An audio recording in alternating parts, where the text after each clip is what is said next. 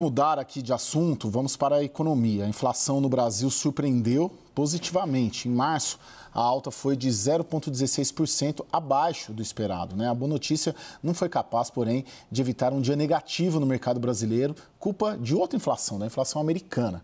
Veja na reportagem do Saulo Tiossi. No Brasil, o recuo dos preços tem sido contínuo e ganhou força em março. Depois de chegar a 0,83% em fevereiro, o IPCA foi a 0,16% no mês passado, queda maior do que a esperada pelo mercado. Alimentos e bebidas subiram novamente, mas em menor ritmo. A melhor notícia do IPCA veio dos serviços, que tem inflação maior que o índice geral e é mais resistente. Houve queda nas principais medidas do comportamento dos preços do setor. O desempenho melhor levou o IPCA em 12 meses para abaixo de 4% pela primeira vez desde julho do ano passado. O IPCA mais benigno de março manteve a expectativa para mais uma queda na taxa básica de juros. Mas a dúvida sobre o que o Copom vai decidir a partir de junho se mantém. Tudo vai depender de como estará a economia americana. Nos Estados Unidos, o índice da inflação de março, ao contrário do que aconteceu por aqui, veio pior do que o esperado.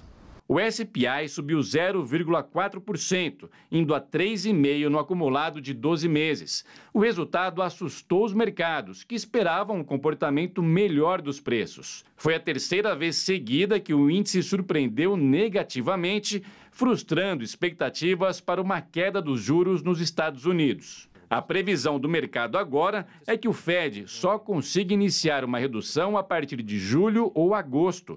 Os juros mais altos no país de moeda forte tiram investimentos dos emergentes por causa da segurança com retorno maior que oferecem aos investidores.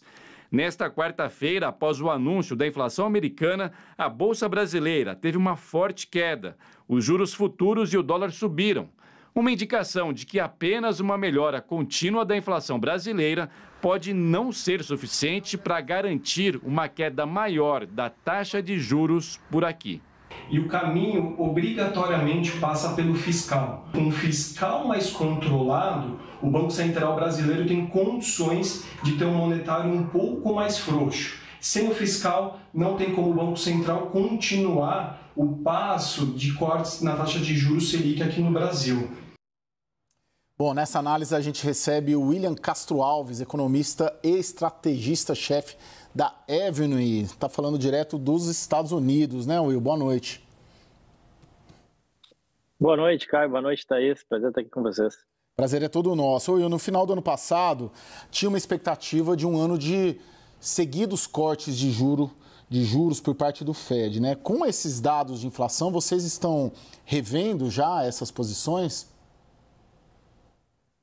O mercado todo reviu, tá, Caio? Mudou bastante as expectativas. De fato, em dezembro, quando você olhava para 2024, você imaginava que a economia americana ela ia desacelerar, crescer aí para casa de 1%, vindo de 2,5% de crescimento, mas que a inflação também ia desacelerar, sair de 4% e vir para acabar 2024 em 2,5%.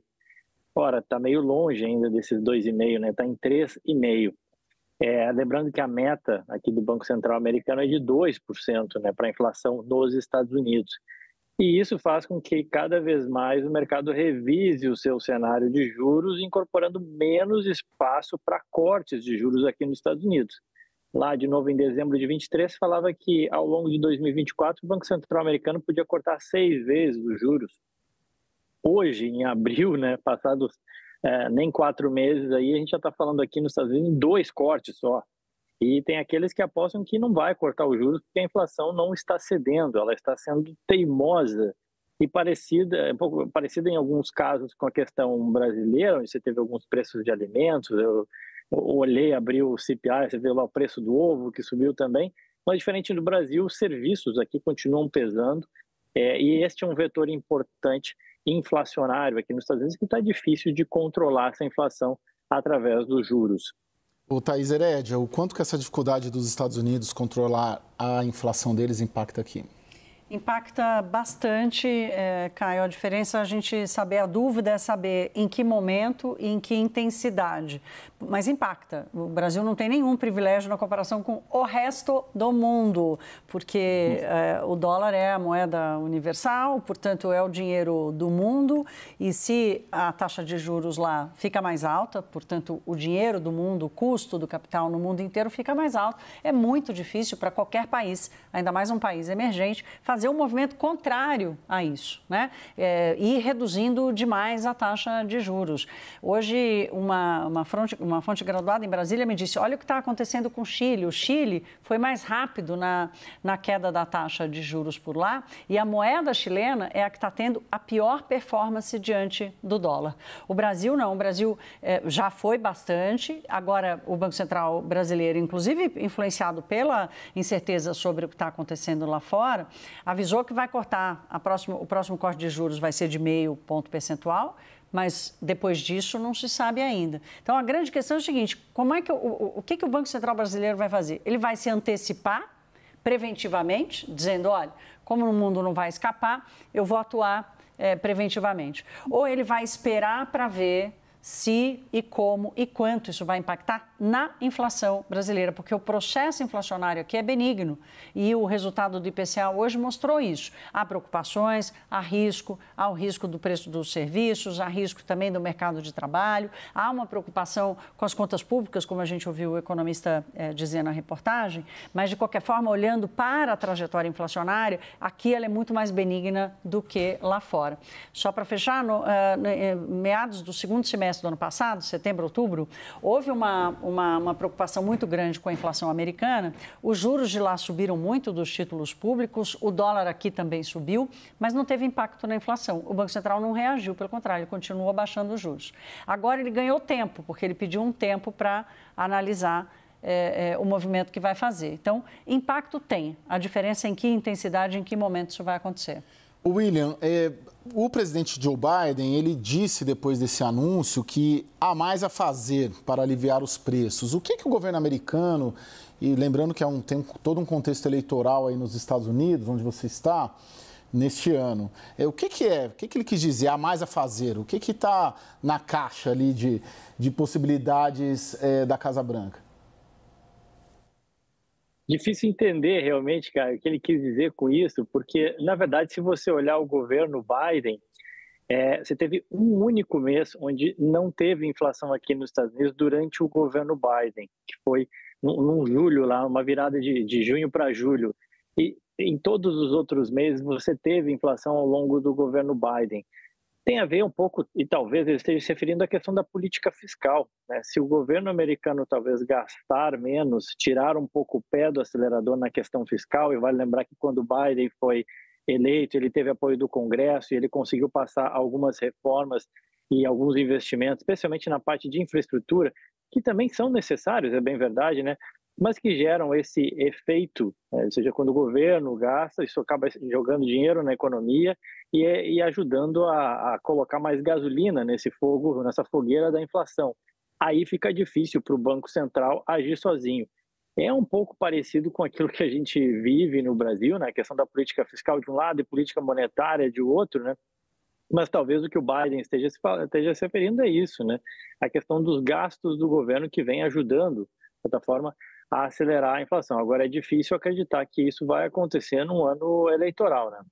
Ô, Thaís, no primeiro trimestre, os investidores se retiraram 25 bi, né, do Brasil. Isso já tem uma aposta, assim, de que isso vai se intensificar?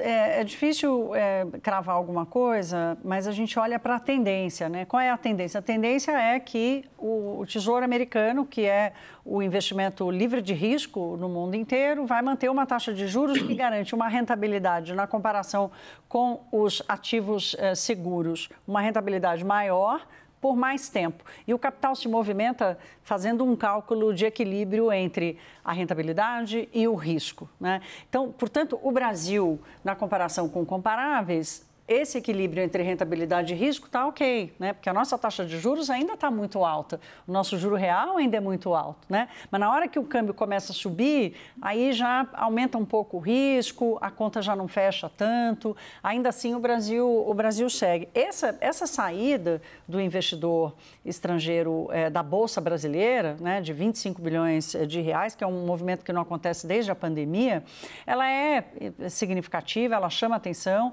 ela preocupa, mas não é toda a culpa do Brasil. O Brasil ainda tem, na Bolsa Brasileira, ativos baratos, empresas mais sólidas, os bancos, aquelas ligadas a commodities, por exemplo, mas ainda assim, nessa conta de equilíbrio, diante de um juro que pode ficar mais alto por mais tempo, o Will lembrou aqui, as eleições em novembro, o Banco Central, em lugar nenhum do mundo, mexe em juro durante a eleição.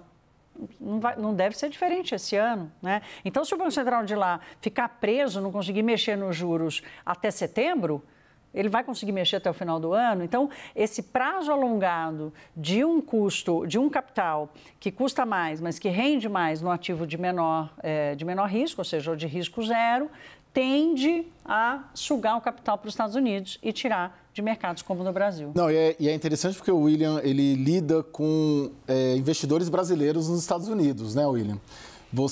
Estamos falando aqui de fuga, né, ou uma migração muito grande, né, um interesse maior de investidores indo para os Estados Unidos. Brasileiros também, você já notou no dia de hoje, depois desse anúncio, você também prevê que os brasileiros que investem nos Estados Unidos vão tirar dinheiro do Brasil para investir nos Estados Unidos?